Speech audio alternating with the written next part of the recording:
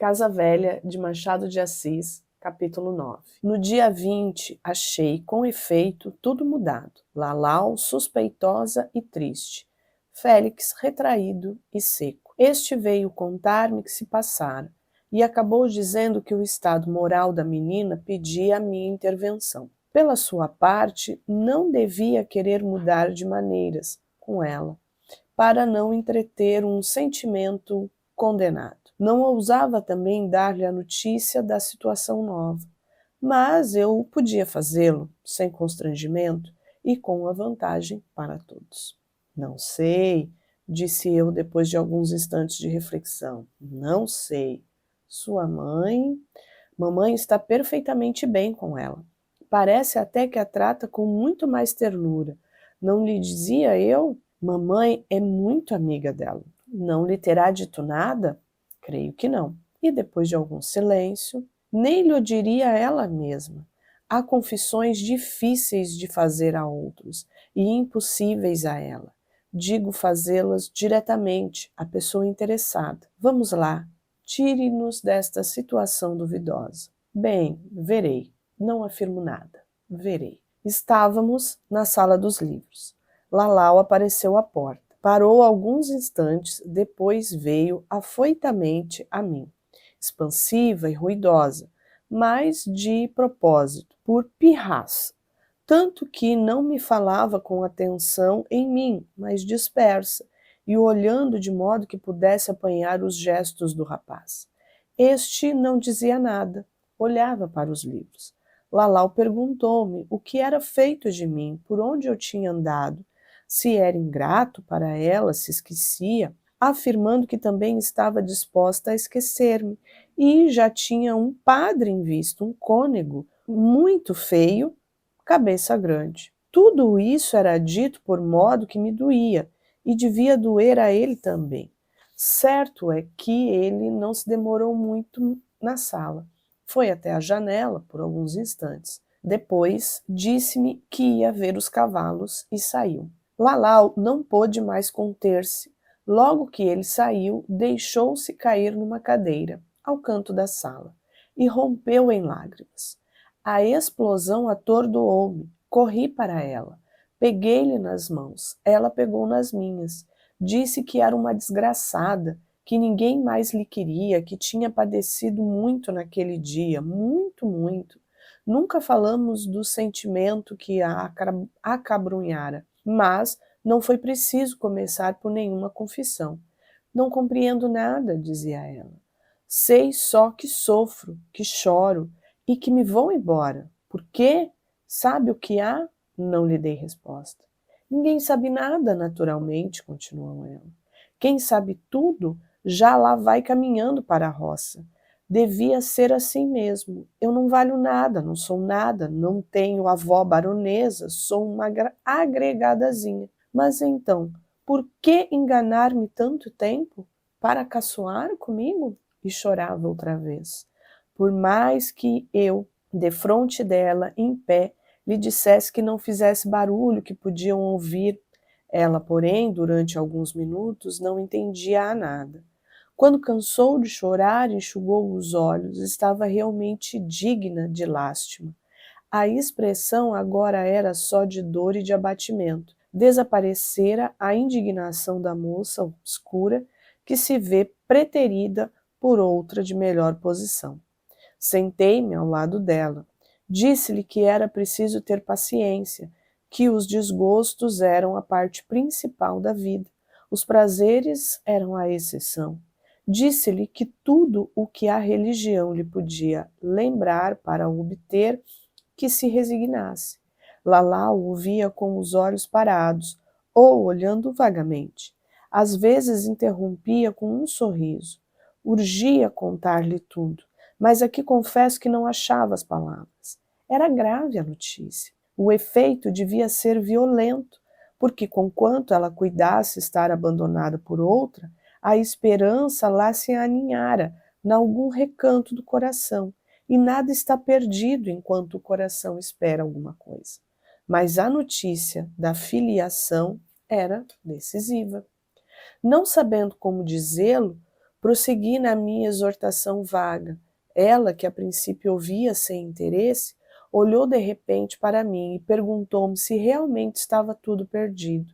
Vendo que não lhe dizia nada, diga, por esmola, diga tudo. Vamos lá, sossegue. Não sossego, diga.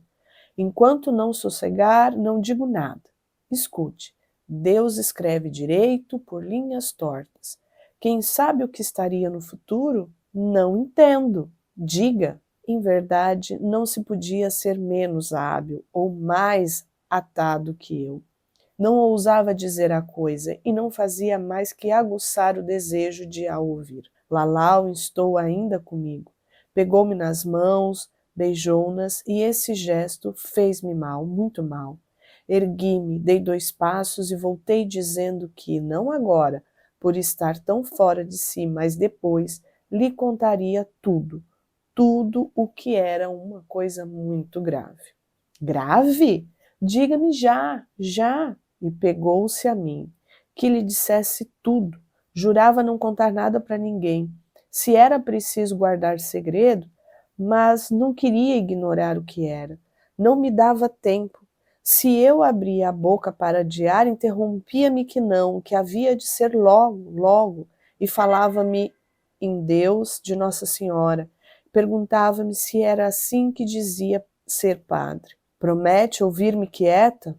Prometo, disse ela depressa, ansiosa, pendendo-me nos olhos. É bem grave o que eu vou lhe dizer, mas diga! Peguei-lhe na mão e levei-a para defronte do retrato do finado conselheiro. Era teatral o gesto, mas tinha a vantagem de me poupar palavras.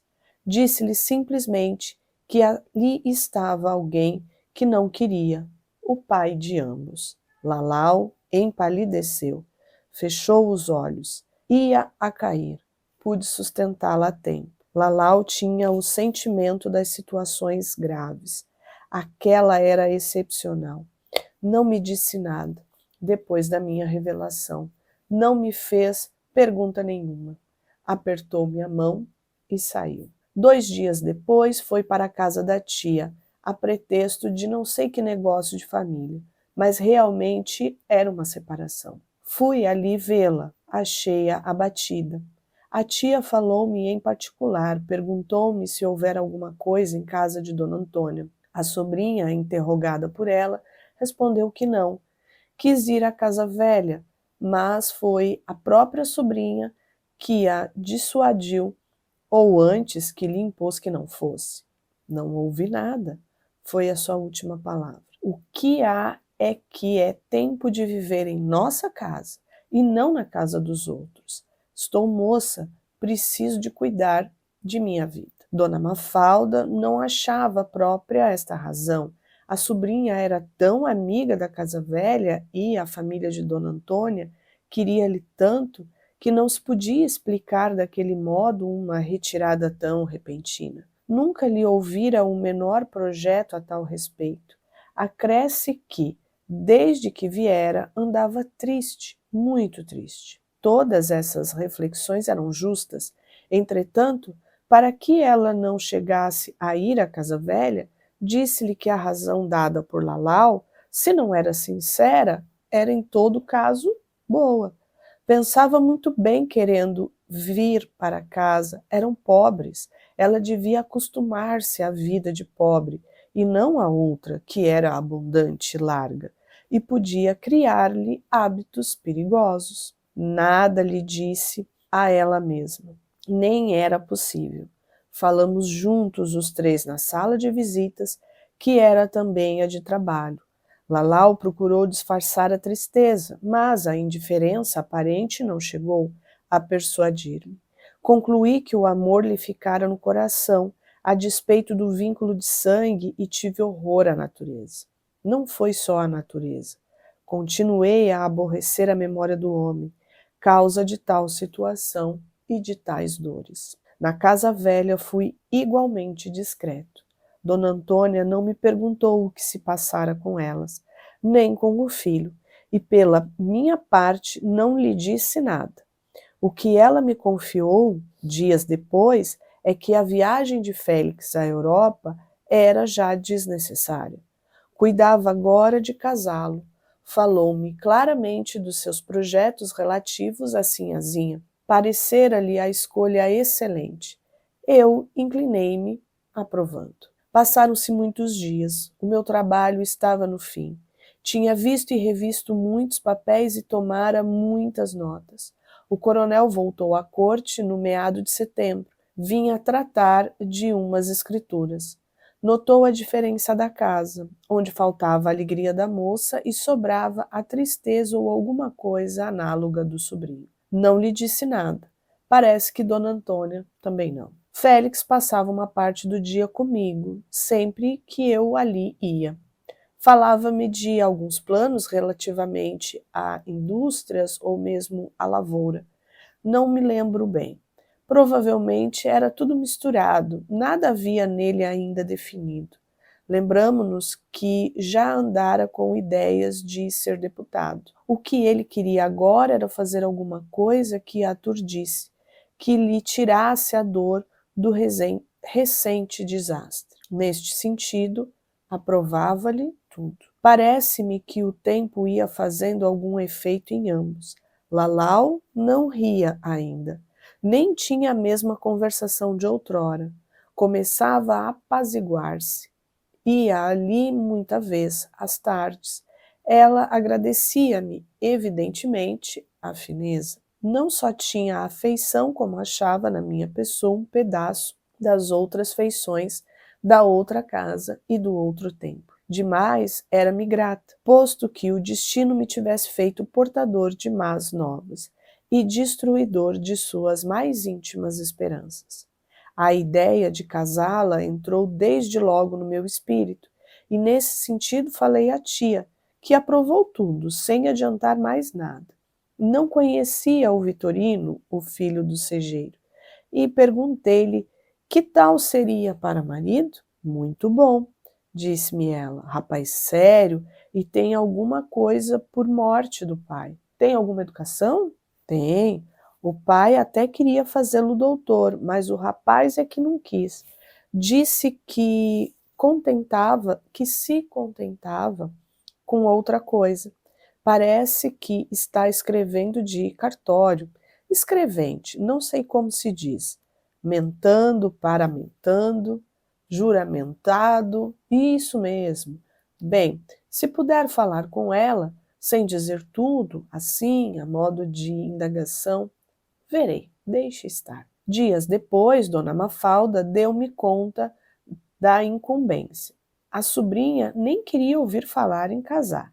Achava o Vitorino muito bom noivo, mas o seu desejo era ficar solteira, trabalhar em costura para ajudar a tia e não depender de ninguém. Casar, nunca. Esta conversa trouxe-me a ideia de ponderar a Dona Antônia que, uma vez que Lalau era filha de seu marido, ficava-lhe bem fazer uma pequena doação que a resguardava da miséria.